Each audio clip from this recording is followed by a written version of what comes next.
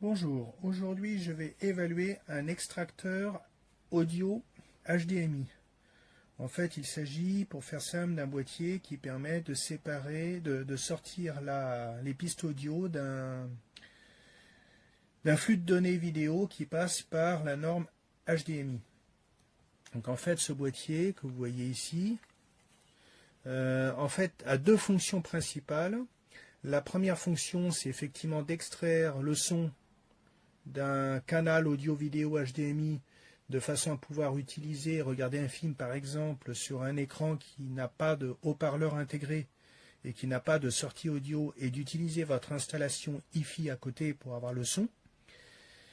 Mais il a aussi une autre fonctionnalité, c'est un switch, c'est-à-dire qu'il permet d'avoir deux sources audio-vidéo, par exemple un lecteur Blu-ray de salon d'un côté et une console de jeu de l'autre, ou un ordinateur, ou n'importe quel appareil capable de fournir un signal HDMI de l'autre côté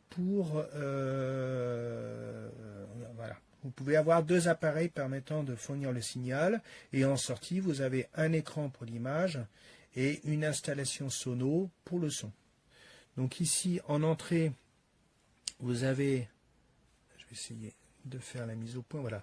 Vous avez donc, je vais prendre un endroit, pardon, deux ports HDMI, HDMI 1, HDMI 2, sur laquelle vous allez connecter vos sources audio, HDMI 1 pour la source numéro 1 et HDMI 2 pour la source numéro 2. Entre les deux, vous avez un petit connecteur qui permet de régler le mode audio que vous pouvez avoir. Donc là, il faut regarder la documentation, malheureusement, qui est en anglais et en allemand uniquement, ou se documenter sur Internet pour avoir un peu plus d'informations. Sur le dessus de l'appareil, voilà, vous avez la résolution et la fréquence maximum prise en charge par l'appareil, donc du 4K, c'est de l'ultra haute définition à 120 Hz, donc 120 images par seconde.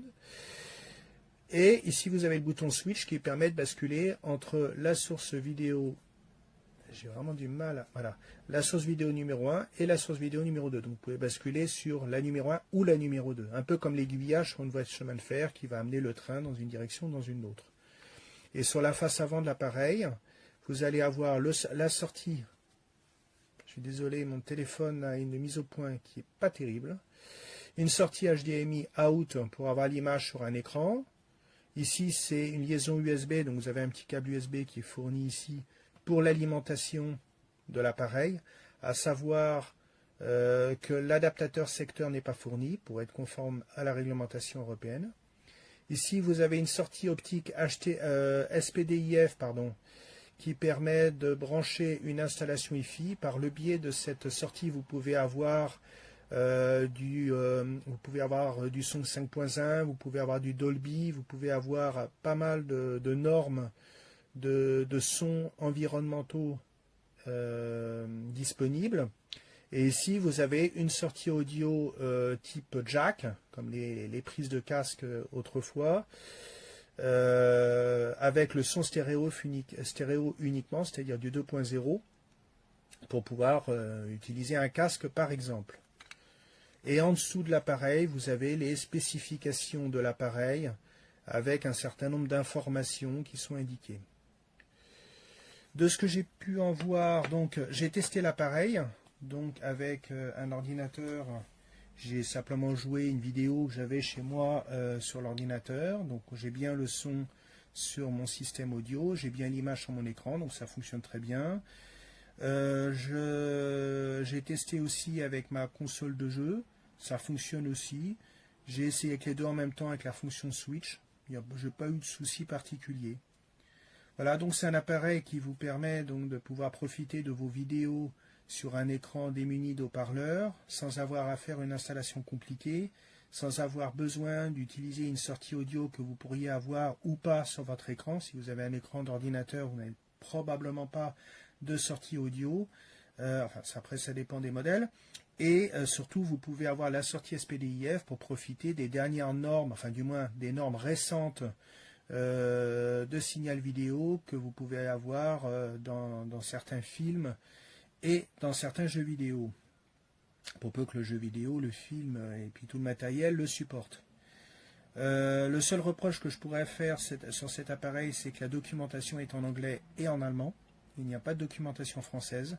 Après, à voir sur Internet, je n'ai pas regardé s'il y a quelque chose, mais a priori, fourni dans l'emballage, il n'y a pas de documentation française. L'appareil est protégé par une coque en métal. Il est un petit peu lourd. Il sent la qualité. Il est soigné au niveau de ses détails. Il est plutôt, enfin, il n'y a pas de petits problèmes d'ajustement ou de parties mal ébavurées. Pour moi, l'appareil est vraiment, il est propre. Après, c'est mon téléphone, voilà. C'est de l'aluminium brossé. On voit des petites stries. L'appareil est vraiment, il est propre. Il est nickel. Je pense qu'il doit chauffer un peu du fait qu'il a des grilles de ventilation que l'on voit ici. Oui, voilà, que l'on voit ici, on voit le jour au travers des petits trous. Et du fait que le boîtier soit métallique, c'est un appareil qui doit certainement chauffer un peu. Mais en soi, c'est pas grave. Moi, je n'ai pas été affolé par des problèmes de chaleur excessive. Voilà, pour la prise en charge de la norme HDCP, vous trouverez les informations dans la partie textuelle, car je dois vérifier si cet appareil est compatible avec le HDCP, mais il me semble, je ne sais plus. Il faut que je vérifie, vous aurez l'information dans la partie textuelle de l'évaluation. Voilà, écoutez, je vous remercie de m'avoir regardé, de m'avoir écouté, et à une prochaine fois.